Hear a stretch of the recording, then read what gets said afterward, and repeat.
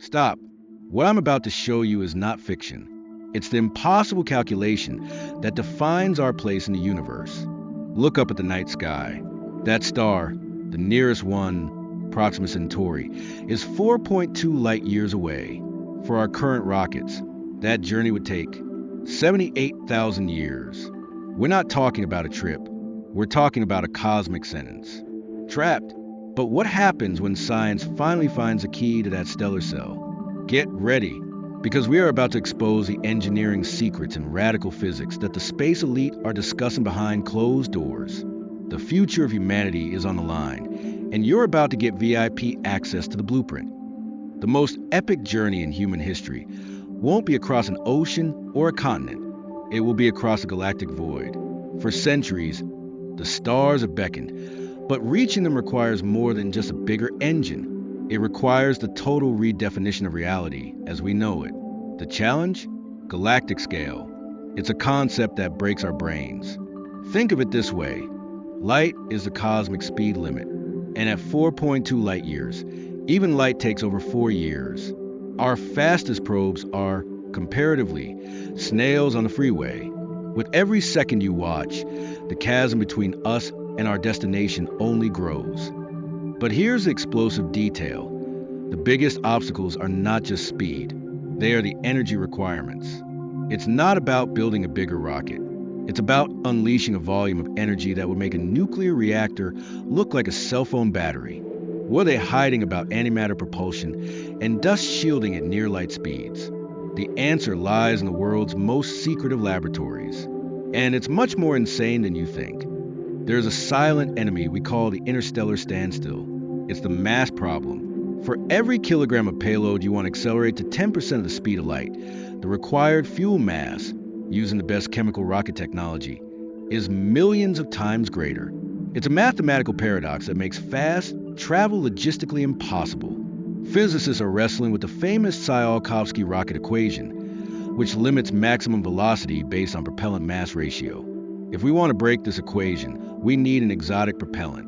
And that leads us directly to the next level of physics being developed today, not in government labs, but in the think tanks of billionaires with a cosmic vision. If we want to get out of here, we need to break Newton. We need a trick, a shortcut. And that's where the radical physics that is moving from science fiction books to physics papers comes in. The Alcubierre Drive and warp theory. It's not just nerd talk. It's legitimate theoretical physics exploring space-time manipulation. The idea is not to go faster than light, but to contract space in front of us and expand it behind us, effectively traveling in a warp bubble. The latest discoveries? They are tiny, but they light a fuse. Confirmation that the concept does not fundamentally violate Einstein's general relativity is the first step toward the impossible. Remember this. The necessary negative energy is still a mystery, but the search continues. The dark side of warp. The Alcubierre warp theory is electrifying, but it comes at a cost. A recent NASA paper suggests that upon decelerating the warp bubble, it will release an explosion of energy that will be a cosmic, sonic shockwave in front of the ship. What does this mean for the destination? Essentially, what would arrive at the destination wouldn't be the ship, but a wave of destructive energy. Scientists are now trying to figure out how to turn off the warp bubble smoothly, rather than a local Big Bang. The insider reveals, the solution may not be in the physics of the warp, but in the quantum control of the bubble. But wait, there's an even more radical shortcut. Wormholes and quantum entanglement. Think of wormholes as cosmic shortcuts, bridges between distant points in space-time. Unstable? Yes. Theoretical? For now. But what about quantum entanglement? Instantaneous communication.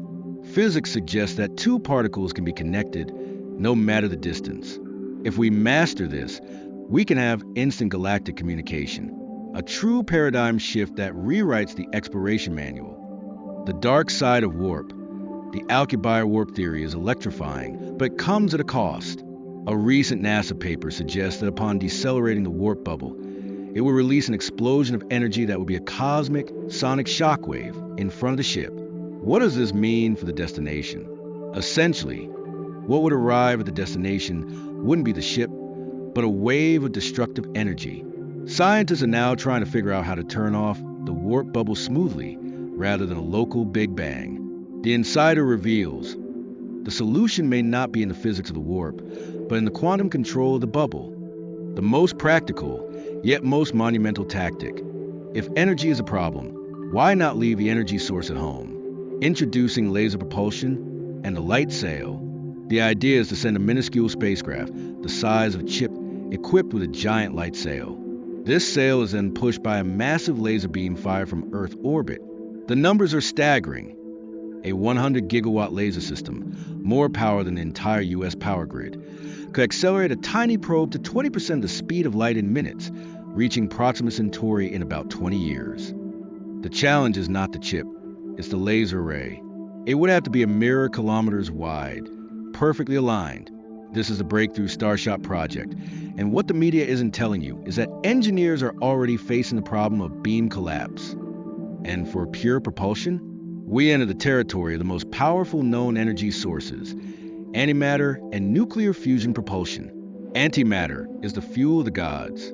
When matter and antimatter annihilate, they release 100% of their mass as energy. The problem? It is the most volatile and most difficult thing to produce and store on Earth. Fusion? It's the engine of the sun. Controlling it for sustained flight is the holy grail of engineering. If we can light a miniature sun inside an engine, the galaxy opens up. That's what's at stake. What if the speed of light is an insurmountable limit for us? Humanity has a plan B, a solution that doesn't ignore the distance but embraces it. Generational voyages. Insider knowledge. The most serious interstellar ship projects, such as those from Project Icarus, are not just focused on engines. They are focused on self-sustaining biomes. The ship is the mission. It must be a mini-Earth with closed-loop systems that sustain life for centuries. Agriculture, water, air, everything must be recycled infinitely. It is the biggest ecology and engineering challenge ever conceived. In a generation ship voyage, the fourth or fifth generation will have all their knowledge passed down through textbooks and videos. But if a critical ship system fails, say, the water recycling system, and the crew no longer has a hands-on experience of the engineers who built it centuries ago, the entire mission collapses. Space sociologists are developing active knowledge systems, holographic models of original engineers who can train future generations. This raises a terrifying question. Will the next generation be dependent on the artificial intelligences and digital ghosts of the past? But as an anthropologist, not a physicist, what happens to culture and law on board? How does a society evolve when its members are born, live, and die in a metal cylinder in the void? The law of space is the law of survival. Millennia-old traditions teach us about adaptability. But on board, an ethics specialist will tell you, the fourth or fifth generation on board may have no emotional connection to planet Earth. They will be a new cultural species, bore the stars, the most controversial plan BS, cryosleep and digital consciousness, freezing passengers, so they wake up upon arrival decades or centuries later. Or, even more radical, uploading the mind to the digital domain, skipping the time barrier entirely. Experts from MIT and other institutions face the dilemmas. Don't think that only physics holds us back. Deep space has its own jailers. The cosmic wardens, interstellar dust and radiation. Dust, which is invisible and insignificant to us now, becomes a microscopic cannonball at high energy speeds. Imagine a grain of sand with the energy of a grenade. We need shields that science hasn't built yet. And radiation? The interplanetary and interstellar environment is a bath of lethal particles. Shielding is the only answer, but it adds weight. It's a vicious engineering cycle. But the biggest threat is not external. It is internal.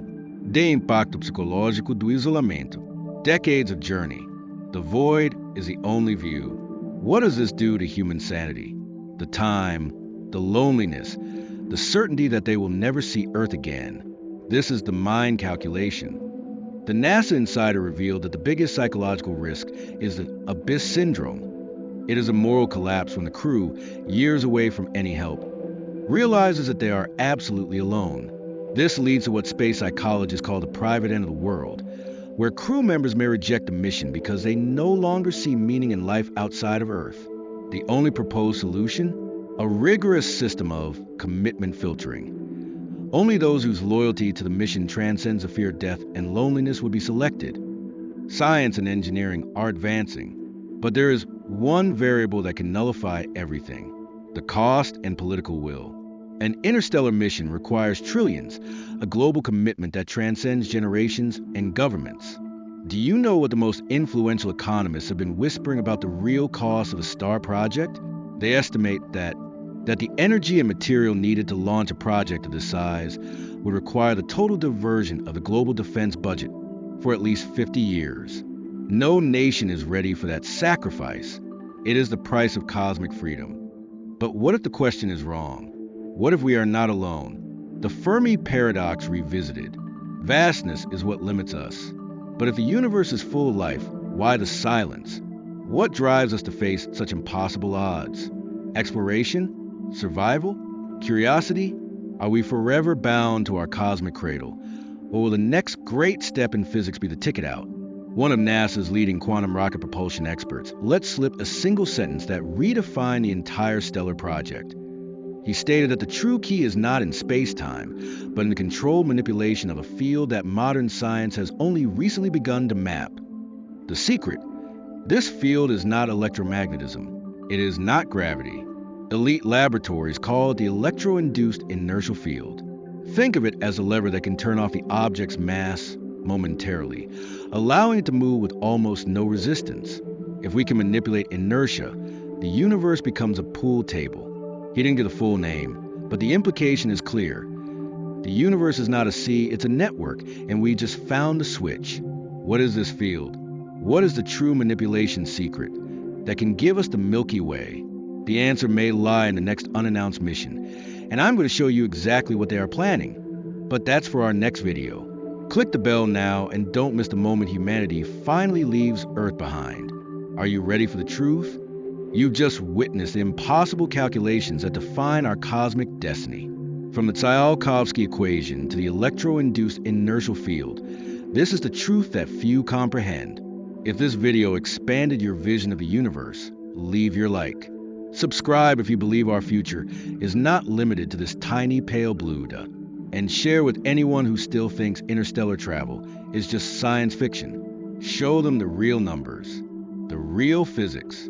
Leave your comment. Would you board a generation ship knowing you'd never see Earth again? The question isn't if we're going to the stars. The question is when.